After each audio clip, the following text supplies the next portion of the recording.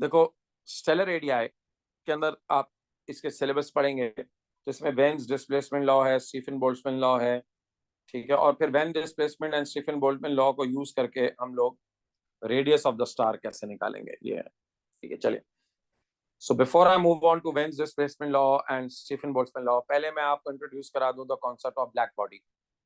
What is black body? Black body एक ऐसे object को कहते हैं, आइडियली आइडियली ब्लैक बॉडी वो होती है जो सारी लाइट अब्सॉर्ब कर ले, सारी रेडिएशन अब्सॉर्ब कर ले, जो उसको पल फॉल करती है 100%। अगर कोई चीज रेडिएशन अब्सॉर्ब कर लेती है ना, उसको कहते हैं ब्लैक बॉडी, ठीक है। A body that absorbs all the radiation, radiation है, ये रेडिएशन है इंसिडेंट ऑन इट, ठीक है। यानी जो भी वेवलेंथ उसके ऊपर पड़ती है, एब्जॉर्ब्स ऑल वेवलेंथ। अच्छा, एब्जॉर्ब करने के बाद क्या करेगा? पहले एब्जॉर्ब करता है, फिर उसको री रेडिएट करता है, उसको री रेडिएट्स ऑल, ये जो करता है रेडिएशन, द स्पेक्ट्रम प्यूस, उसका फिर जो जब रेडिएट करेगा तो by its emission is a continuous spectrum। देखो कंटिन्यूस स्पेक्ट्रम का मतलब क्या हुआ कि वो एक रेंज वेवलेंथ। देखो कंटिन्यूस का मतलब ये रेडिएशन आई ना, वो भी रेडिएशन उसके ऊपर आएगी, वो अब्सॉर्ब करेगा और उसके बाद उन्हीं रेडिएशंस को वो एमिट करेगा, जो रेडिएशन उसने अब्सॉर्ब किए हैं उन्हीं रेडिएशंस को वो एमिट कर देगा। अच्छा, वो अब वो मल्टीपल वेवलेंथ्स होती है ना, तो देखो फॉर कंटिन्यूस का मतलब है आपको एग्जाम्पल फॉर वो लाइट एमिट करता है तो आपको येलो लाइट भी नजर आएगी, ब्लू लाइट भी नजर आएगी, ठीक है, रेड लाइट भी नजर आएगी, येलो कंटिन्यूस एक बिल्कुल एक पैटर्न नजर आएगा, ठीक है। तो ये एक कंटिन्यूस यानी समझो इसका कंटिन्यूस जो जिन्होंने क्वांटम पढ़ी है, आप लोगों को तो पता होगा कंटिन्यूस स्पेक्ट्रम किसको कहते हैं, बट जिन्होंने क्वांटम नहीं पढ़ी ना, कंटिन्यूस स्पेक्ट्रम का मतलब होता है सारा एक वेवलेंथ, यानी एक कंटिन्यूएशन में एक कोने से आपको वहां पर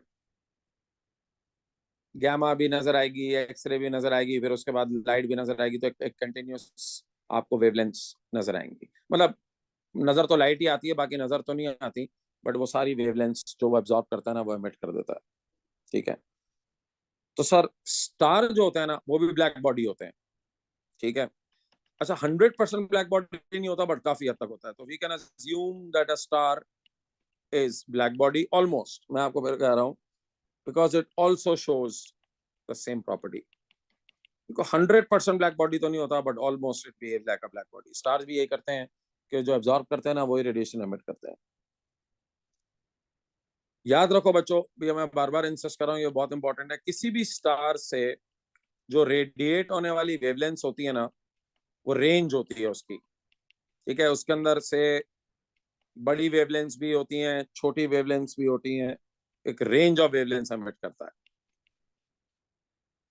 ठीक है। रेंज ऑफ वेवलेंथ्स होती है। एक बात और इंटरेस्टिंग बात यह है कि टेम्परेचर बदलने से इसकी जो distribution of intensity with wavelength changes with temperature. अच्छा, अब ये की पॉइंट है, ये पॉइंट जो है ना, ये जरा ट्रिकी होता है। देखो, distribution of intensity with wavelength changes with temperature. अब ये बड़ा एक एक ट्रिकी सा जुमला है कि distribution of intensity with wavelength. अभी मैं आपको समझाता हूँ इसको एक डायग्राम की फॉर्म में ना, आप लोगों को ये समझाता हूँ कि इसका what do you mean by distribution of intensity with wavelength changes with temperature. अच्छा, इसमें जो की बात है ना सर, इसके बदलने से स्टार की अपीयरेंस चेंज हो जाती है, which changes the appearance or color of a star। चलो अभी डोंट वरी, ये जुमला मैं आपको डिटेल में एक्सप्लेन करता हूँ आगे जाके ग्राफ्स शो करके ना, सो आप लोगों को ये समझ में आ जाएगा, ठीक है। पहले तुम लोग को याद रखनी है, एक जो अभी अभी बात जो सबके खोपड़ी के अंदर घुस जानी चाहिए ना, वो पहला वाला पैराग्राफ घुस जाना चाहिए। दूसरा वाला पैराग्राफ को मैं अभी एक्सप्लेन करता हूँ। पहला वाला पैराग्राफ तुम्हारी खोपड़ी में एक होता है कि स्टार्स जो होते हैं ना वो एमिशन करते हैं, लेकिन वो एक ही वेवलेंथ एमिट नहीं करते, ठीक है, वो अलग अलग वेवलेंथ एमिट करते हैं, ठीक है। छोटी वेवलेंथ भी एमिट करेंगे, बड़ी वेवलेंथ भी एमिट करेंगे। अच्छा, ये ध्यान में रहे हर कलर की वेवलेंथ भी अलग अलग होती है, ठीक है। अच्छा चलो, नाउ मैं आपको जरा समझाता हूँ distribution of intensity with wavelength changes with temperature का क्या मतलब है, ठीक है। ये जुमला जो है ना, ये लोगों को पल्ले नहीं पड़ता जब तक आप इसका ग्राफ राफ ना बना के समझाएं। What do you mean by distribution of intensity with wavelength changes? देखो पहले ये वाला डायग्राम देखो, ये ज्यादा आसान है, ठीक है। इस डायग्राम को देखो, ये मैंने बनाया हुआ है फ्लक्स या फ्लक्स इंटेंसिटी या सिंपल इंटेंसिटी अगेंस्ट वेवलेंथ। अच्छा, सबसे पहले तुम इसको देखो, ब्लू जो ब्लू स्टार लिखा हुआ है, देखो ब्लू स्टार, मैं अभी आपको पहले जरा यूं समझाता हूँ। ब्लू स्टार बहुत सारी वेवलेंथ एमिट कर रहा है, स्टार्टिंग फ्रॉम 0 से लेके ये सारी वेवलेंथ एमिट कर रहा है।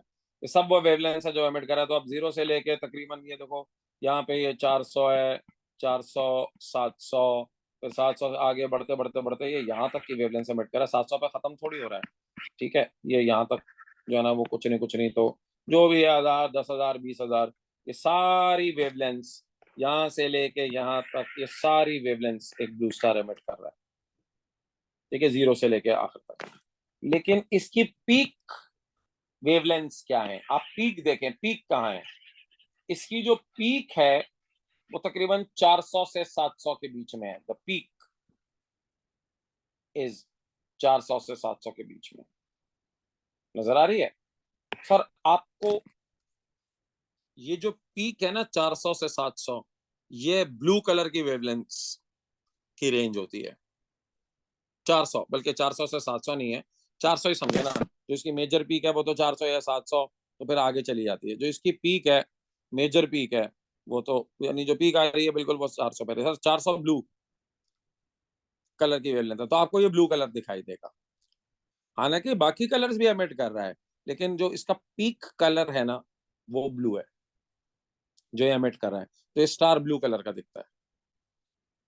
अच्छा, अब आप देखें, आपने उसी का टेम्परेचर बदल दिया। अच्छा, इसका टेम्परेचर था 18,000 केल्विन, यहाँ पे लिखा हुआ है, देखो इसका 18,000 केल्विन था टेम्परेचर। अब आपने टेम्परेचर बदल दिया। टेम्परेचर बदलने से आप देखें हुआ क्या है, उसकी इंटेंसिटी भी नीचे आ गई है वही रेंज। देखो रेंज वही है उसकी, 0 से लेके जहां तक ब्लू की रेंज थी उसकी भी ब्लू है, लेकिन आप देखें उसकी इंटेंसिटी चेंज हो गई है।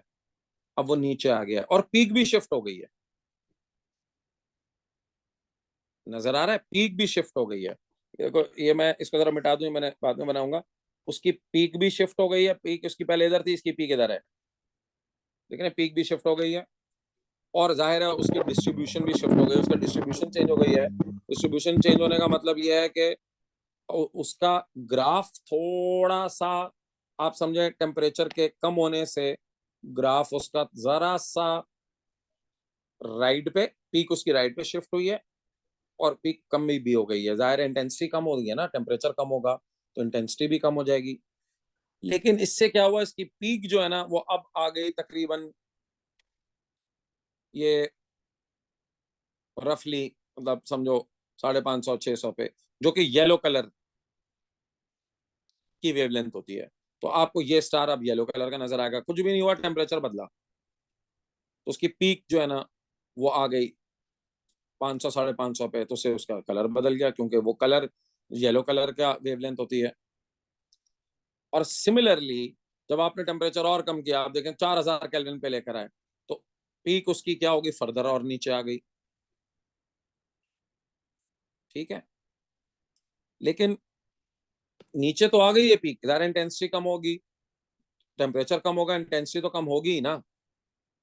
जब इंटेंसिटी कम हो गई तो उसकी पीक नीचे आ गई, लेकिन अब उसकी जो मैक्सिमम वैल्यू है वो 700 पे लाया कर रही है। तो इसका कलर जो है ना वो आपको 700 दिखाई देगा। तो अब अगर आप इसका, मैंने क्या किया, मैंने इनको ज्वाइन कर दिया, यानी इसको इसको इसको अगर आप यूं करके ज्वाइन करके बनाए ना और आगे आगे फर्दर करते जाएं तो उसका ग्राफ ऐसा बन जाएगा।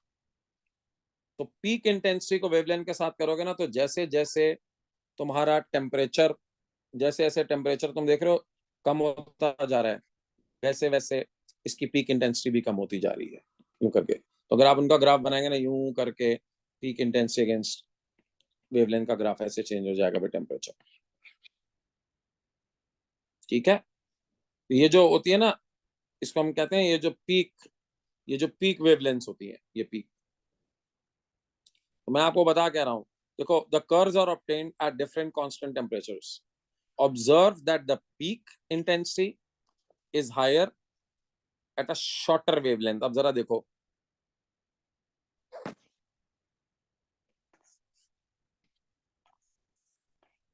आप ये वाली बात जरा पढ़े। Observe that the peak intensity, peak is higher at a shorter wavelength. So as the higher as also that the temperature, अच्छा, दो बातें लिखी हुई हैं, इसको दो तरीके से पढ़ो। पहले यहां तक पढ़ो यूं, फिर यहां के बाद पढ़ो also that the higher the temperature the shorter the peak wavelength. Sir ये वाली ऑल्सो वाली के बाद तो समझ में आ गई ना, जितना टेम्परेचर ज्यादा है आपकी पीक वेवलेंथ, आप देख रहे हैं। अब चलो मैं इसको इसको दो तरीके से समझा देता हूँ। पहली बात ये, 18,000 हायर टेम्परेचर है, 18,000 केल्विन हायर टेम्परेचर है ना, उसकी जो पीक वेवलेंथ है वो कितनी है? 400। 400 किससे पर? 18,000 पे। ठीक है, 18K मीन्स 18,000। जब टेम्परेचर आपने कम करके 6,000 कर दिया, तो 6,000 केल्विन पे आप देखें उसकी पीक की वेवलेंथ बढ़ गई तकरीबन, समझो 400 और 700 का सेंटर लगा लो ना, तकरीबन 600 के करीब, समझो 550 कह लो। तो जैसे जैसे टेम्परेचर बढ़ा है उसकी पीक वेवलेंथ कम होती जा रही है। फिर टेम्परेचर 4, तुमने 4,000 कर दिया टेम्परेचर, उसकी पीक आ गई 700 पे।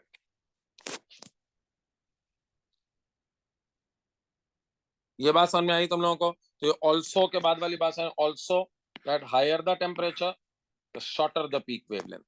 ये बात समझ में आ गई कि जितना ज्यादा टेम्परेचर होता है ना उसकी पीक जो है ना वो वेवलेंथ कम होती है। ठीक, एक बात तो ये हो गई। ठीक, अच्छा, अब ऑल्सो से पहले वाला जुमला क्या कह रहा है वो भी मैं आपको समझा देता हूँ। Observe that the peak is higher at shorter wavelength. Sir अब आप जरा देखें, छोटी वेवलेंथ 400 है ना, उसकी पीक देखो, यानी ब्लू वाले को देखो, ब्लू वाले की पीक 400 पे आ रही है और रेड वाले की पीक 700 से आ रही है, 700 पे आ रही है। तो जिसकी छोटी वेवलेंथ है उसकी पीक की इंटेंसिटी बड़ी है, और जिसकी बड़ी वेवलेंथ है उसकी पीक की इंटेंसिटी कम है। तो वेवलेंथ तो 700 बड़ी है लेकिन उसमें इंटेंसिटी नीचे है,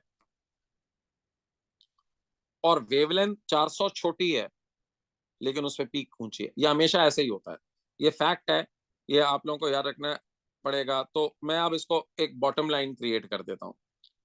ठीक है, बॉटम लाइन ये कि बच्चों जितना ज्यादा टेम्परेचर होता है ना उसकी इंटेंसिटी बढ़ी आती है यूं करके। एक रेंज ऑफ वेवलेंथ होती है और उसकी इंटेंसिटी बहुत ज्यादा होती है, लेकिन उसका जो पीक होता है ना वो छोटी वेवलेंथ पे होता है, 400 पर। जैसे जैसे तुम टेम्परेचर को कम करते हो तो ये कर्व ना, इसकी इंटेंसिटी थोड़ी कम होती है यूं करके, ये कर्व यूं हो जाता है, इसकी पीक नीचे आएगी। लेकिन एक और चीज भी होगी, इसकी पीक जो है ना वो नीचे तो आएगी लेकिन उसकी वेवलेंथ बढ़ जाएगी जिस पे पीक आएगी ना, फॉर ये 500 हो गई।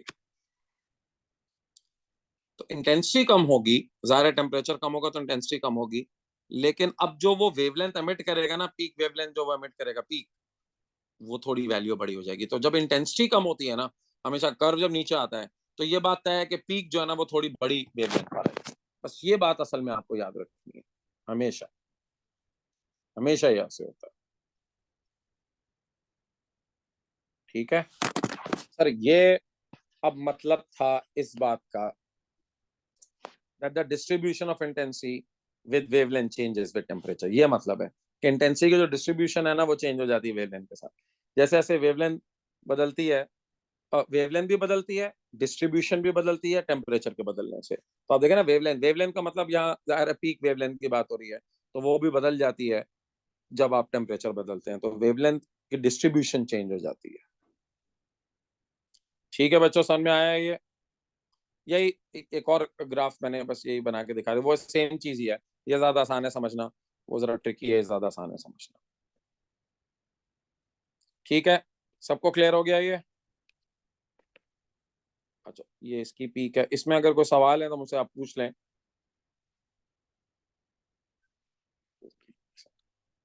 ठीक है, क्लियर है ये? अच्छा भाई, अब बस इसको कंक्लूड करते हैं। मैं आपको आज वेन डिस्प्लेसमेंट लॉ करा के ना इसको खत्म करता हूँ।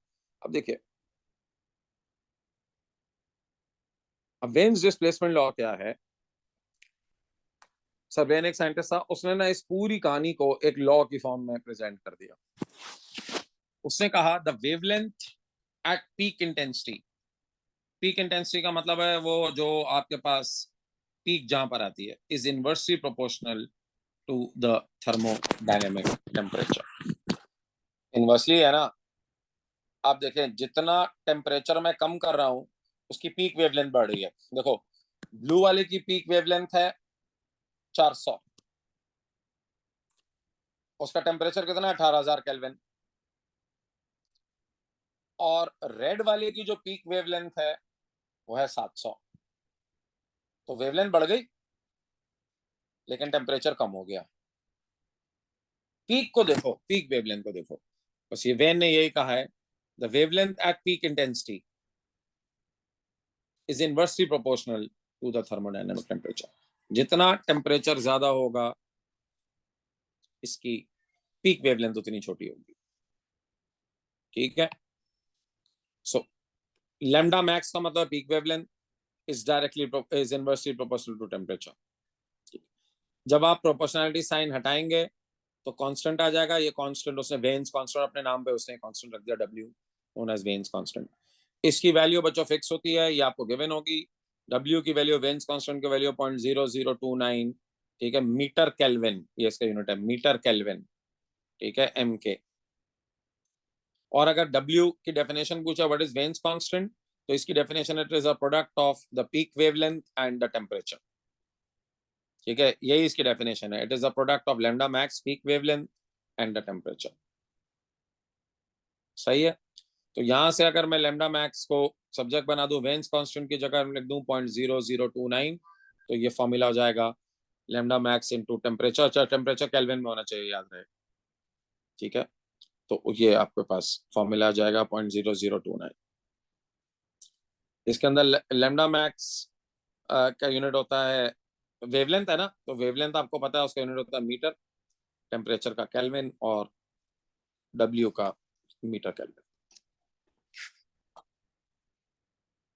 ठीक है बच्चों, ये बात समझ में आई आप लोगों को? ये ग्राफ अब समझ में आ गया, ये ग्राफ? Yes sir. ठीक है, एक दफा मैं रिपीट कर देता हूँ। जैसे जैसे टेम्परेचर बढ़ता है स्टार का, देखो, मैं अब पूरी बात को कंक्लूड कर दूं, ठीक है, फिर बस विल एंड वर्क टुडे, तो फिर बहुत ज्यादा सैचुरेट हो जाएगा। देखो, स्टार, हर स्टार जो है ना वो एमिशंस करता है, एक रेंज ऑफ वेवलेंथ एमिट करता है वो। मैं आप लोगों को पूरी बात एक साथ बता दूं, तो कोई भी स्टार है, तुमने उसको लिया, उसका टेम्परेचर इस वक्त लेट्स सपोज है 10,000 केल्विन, तो वो डिफरेंट वेवलेंथ्स को एमिट करता है, रेंज ऑफ वेवलेंथ एमिट करता है वो। ठीक है, लेकिन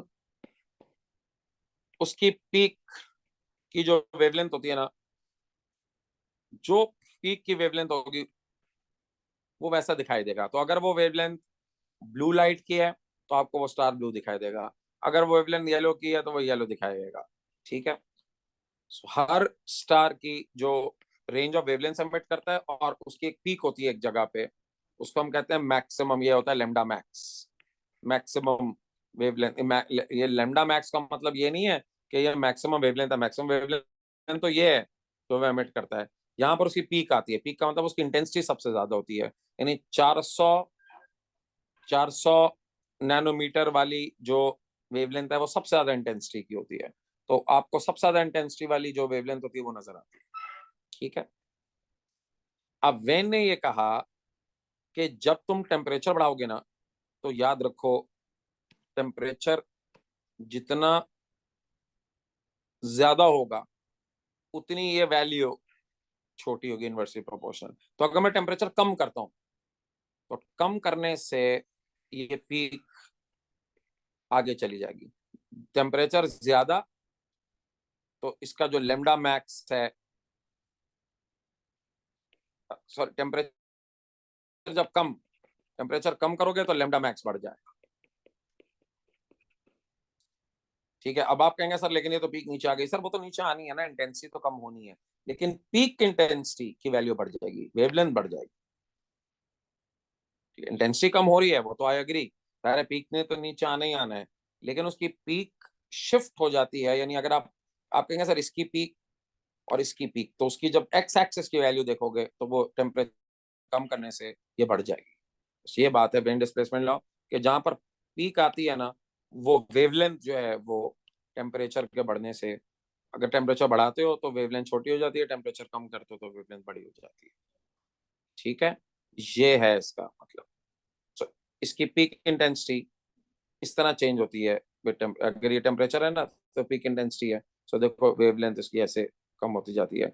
अगर इसका टेम्परेचर हम जैसे जैसे इसका डिक्रीज करेंगे इस तरह से इसकी नीचे आती जाएगी। समझ में आगे बात सबको? ठीक है। अब हम सिंपल आखिरी बात बस कर हो गया है खत्म, लेकिन मैं इसको अप्लाई करना सिखा दूं। This equation is used to calculate the surface temperature. ठीक है। इसको हम फोटोस्फेयर टेम्परेचर भी कहते हैं। अब देखो एक सवाल है, बस उसको मैं सॉल्व करा दूं। अब उसने कहा the peak intensity of a thermal radiation from a sun is of wavelength 500, calculated surface temperature. Simple sir, ये फॉर्मूला में अंदर लेमडा पुट कर दें, आपको लेमडा उसका जो पीक वैल्यू है वो गिवन है, तो लेमडा की जगह मैंने 500 नैनोमीटर पुट कर दिया, यहाँ से टेम्परेचर आ गया। Simple as that. ठीक है। सो अगर मुझे ये पता हो कि उससे पीक इंटेंसिटी क्या आ रही है तो आप उसे टेम्परेचर निकाल लेंगे, सिंपल। ठीक। अब आप देखें ना यहाँ पे, तो ये कुछ स्टार्स के कलर्स हैं, कलर ऑफ अ स्टार। ठीक है। उनके टेम्परेचर बताए गए, तो देखो हर अलग अलग टेम्परेचर वाले स्टार्स का देखो कलर अलग अलग है। ठीक है। तो the shorter the wavelength off peak intensity, आप देखें जितनी शॉर्टर वेवलेंथ जितनी छोटी होगी उतना गर्म होगा, हॉटर द स्टार। ठीक है।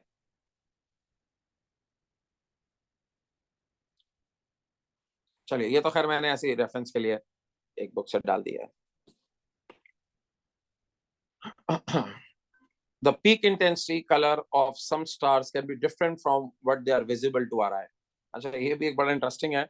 वो कलर कोई और एमिट करते हैं और आपको दिखता कुछ और है, क्योंकि ये मसला उसके एमिशन का नहीं है, ये आपकी आंख का मसला है। देखो जो तुम्हारी आंख है ना, तो बेसिकली वो कलर्स को कंबाइन कर देती है। तो देखो peak intensity colour from sun is green, but it combines with red and blue, जो कि लो इंटेंसिटी कलर्स होते हैं, बट आपकी आंख इमेज बनाती है कलर्स को कंबाइन करके, तो produce a resultant colour white yellow. तो आपको व्हाइट येलो दिखता है, हालांकि उसका जो पीक इंटेंसिटी होती है वो ग्रीन होती है, लेकिन उसके अंदर से कुछ हद तक येलो और रेड भी आ रहा होता है ना। तो हाँ, येलो और रेड की इंटेंसिटी ग्रीन जितनी नहीं होती, बट होती तो है ना। तो आपकी आंख क्या करती है, उनको कंबाइन करके एक रिजल्टेंट कलर दिखा देता है आपको। तो अक्सर ऐसा होता है कि स्टार का जो ओरिजिनल कलर होता है ना और जो आपको दिखाई देता है वो जरा डिफरेंट होते हैं, क्योंकि आपकी आई जो है ना वो कलर्स कंबाइन कर देती है। That's the whole idea. चलो गाइस, बस ठीक है, आज आई थिंक इतना काफी है आज के लिए, वरना ओवरलोड हो जाएगा। ठीक है, ये फाइल मैं आप लोगों को सेंड कर देता हूँ, आप इसको जरा एक दफा खुद भी कर लीजिए। और इसमें देखो ये वाला जो पार्ट है ना, ये वाला पार्ट, ये इतना इंपॉर्टेंट, इसकी डिटेल मैंने जानबूझ के जरा कम रखी है, उसमें काफी डिटेल है। बस ये कोना बिल्कुल बेसिक सा रखा है, क्योंकि ये सिलेबस का पार्ट एज सच नहीं है, ये मैंने एहतियातन डाला हुआ है। एज आई टोल्ड यू, नया है पार्ट, सिलेबस का पार्ट।